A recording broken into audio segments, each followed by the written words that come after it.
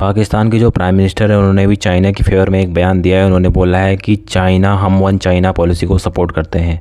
अब ये one China policy क्या है? तो वन चाइना पॉलिसी का मतलब ये है कि चाइना जो है आज के डेट में एक तो ताइवान है और एक चाइना है। जहाँ पे चाइना है वहाँ पे मेनलैंड चाइना है, उसमें उसके जो प्रेसिडेंट है शी जिनपिंग है।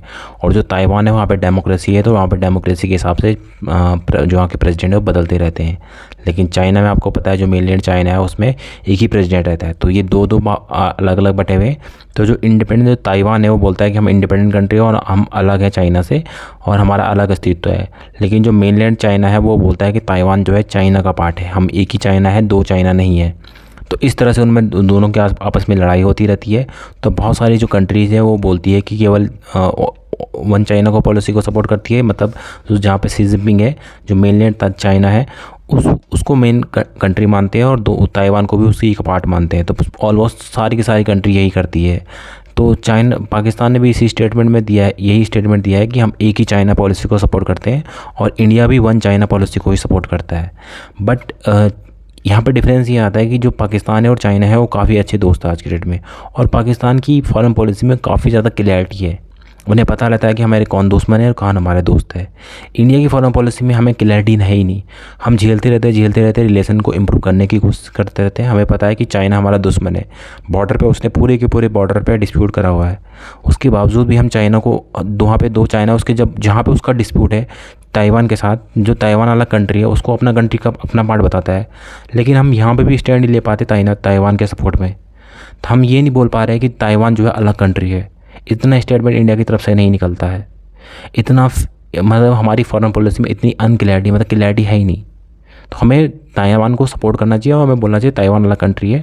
अमेरिका का पूरा सपोर्ट है ताइवान को, ताइवान अमेरिका के सपोर्ट से ही अलग आज के डेट में इंडिपेंडेंट है, नहीं तो चाइना उसके ऊपर कब से कब्जा कर देता है। और चाइना उसकी चारों तरफ ड्रिल करने में लगा हुआ है और पनिशमेंट ड्रिल अभी उसने करी थी। पनिशमेंट जो उसने अपनी आर्मी को, कि अगर ताइवान को हम कल को अपनी कंट्री में ले लेंगे तो उसको पनिशमेंट हम इस तरह से देंगे। तो ये सब वो करने में लगा हुआ है। पूरी की पूरी ताइवान को कभी कभी घेर देता है, कभी उनके ऊपर एरोप्लेन वगैरह एयरफोर्स जो अपनी उनके ऊपर से चला देता है। तो इस तरह से डिफरेंट टाइप की एक्टिविटी करने की कोशिश करता है।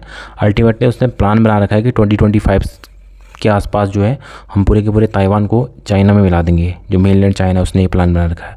इलॉन मस्क का भी अभी बयान आता है कि भाई जो भी इलॉन मस्क की जो टेस्ला कंपनी है कि जितनी भी उसकी कंपनी के पार्ट जो चाइना में बनते हैं और ताइवान में बनते हैं वो कोशिश करिए कि चाइना और ताइवान से बाहर बनाने की कोशिश करती है। इंडिया में बनाइए, कहीं और बनाइए, क्योंकि कल को वहाँ पर वार हो सकती है। क्योंकि अमेरिका बिल्कुल उसके पीछे पड़ा हुआ है और ये आपस में लड़ाई क्यों कर रहे हैं? बिल्कुल इन्हें एक दूसरे को गिराने की कोशिश पड़े हुए हैं। बिल्कुल चाइना चाहता है, अमेरिका चाहता है चाइना डेवलप ना हो, क्योंकि आज ही की डेट में चाइना खतरा हो रखा है अमेरिका के लिए।